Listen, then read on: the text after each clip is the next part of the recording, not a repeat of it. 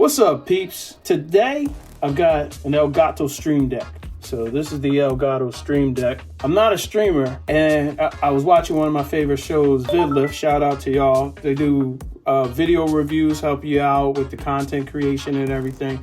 Good people. And Con Travel Vlog was talking about how they were using the Stream Deck to edit their videos. And I was like, what? So I looked it up. And this is a very powerful piece of equipment right here.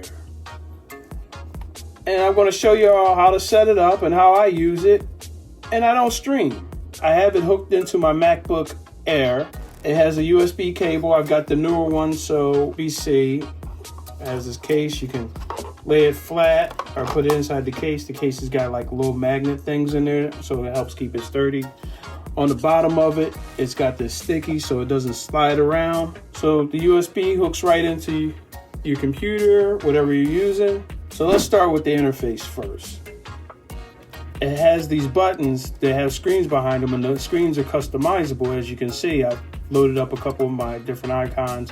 You can have interactive buttons, display statuses.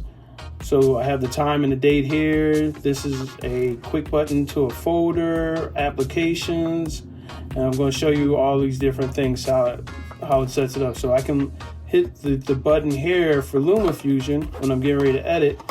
It will load up the application, and then it goes into these customizable buttons here, which saves a lot of time. And then I have my play button. I've got a split button, which will do the cut. I can select part that I'm on right there.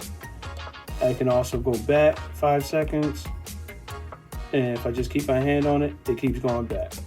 I have a quick button that goes to the Stream Deck app, and this is where it really shines for me. The interface is real easy. I'm going to go back to my main page, and as you can see, this is real time. So it's not that I change something here and it takes a minute and I have to save it.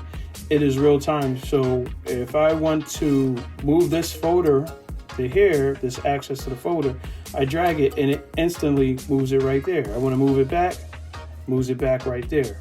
Pretty much fluid the way that it operates in moving the buttons and customizing it. Profiles are like, let's say, program profiles. So this is my home profile. This is the one that I'm going to be in most of the time. I also have a Safari profile set up. So if I go into Safari and I'm doing some web searching of different things, I have a separate profile for that. And within that profile, I can have different pages. And the pages are down here. You hit the plus, you add a page. And you can also copy from one page to another. So if I want to copy this button, I just hit. What I'm doing is just pulling up the menu, hitting copy. I can go to the page that I want it, and then I can paste. And they're independent of each other. So now that I have that one on 3, I can click on it and then just hit the delete button, and the button's gone. And you see it took it right off here.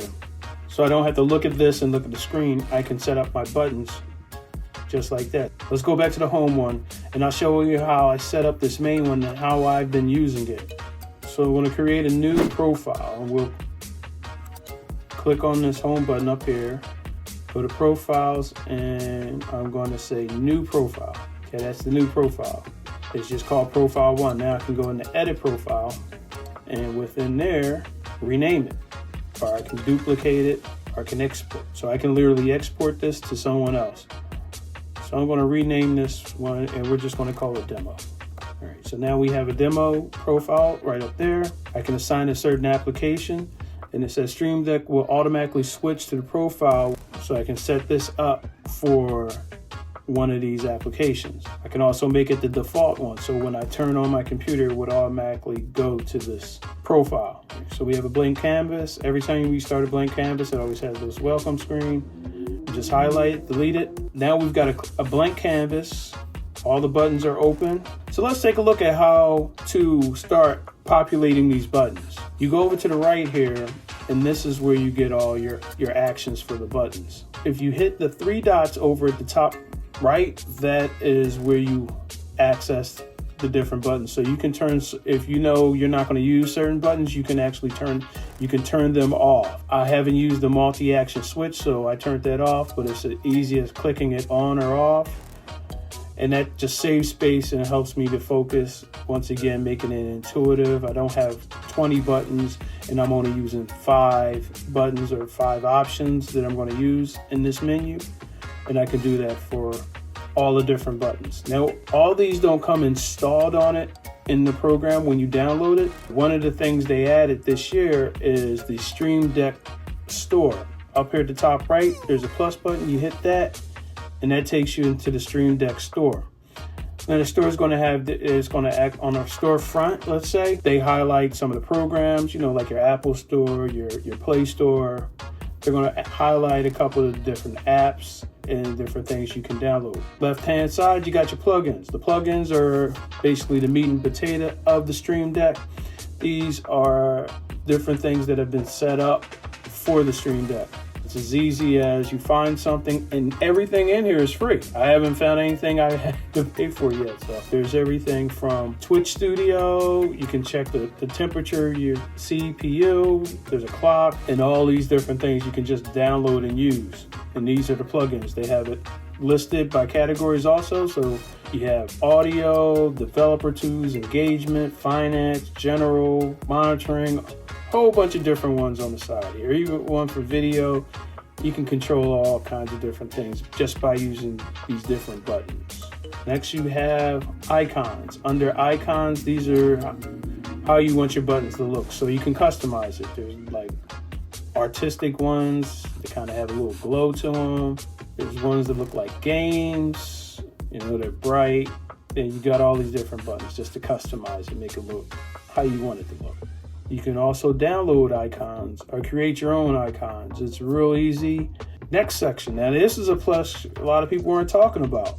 There's music. So there's actually music tracks in here that you can use.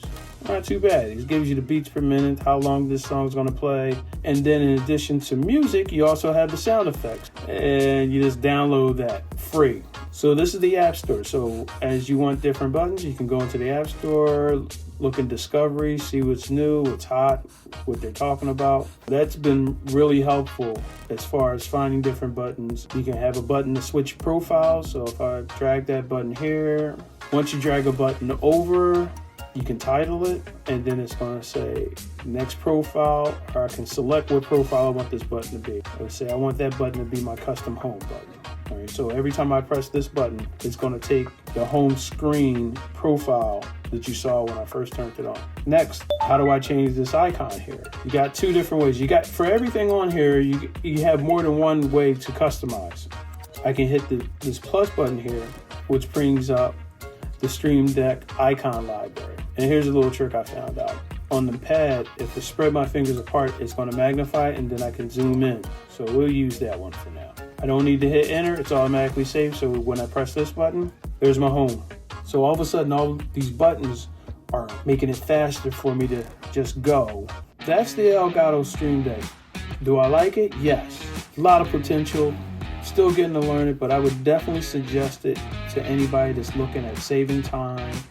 Helps out a lot with the productivity. The little points where it helps save time really pays off in the long run. I can just see on a daily basis how fast that it's helping me to be creative and not having the keyboard and different things stop me in my flow, producing better product. So if you have any tips about this, please let me know. I'm new to this. This is what I'm starting to use. And if you have any questions, leave them in the comments. If I can't help it, hopefully somebody else in the community can help. But this is the Elgato Stream Deck. I'm really digging it, and I'll be sharing some more of it. Till next time, remember, take care of each other, peace out, and I'll see you soon.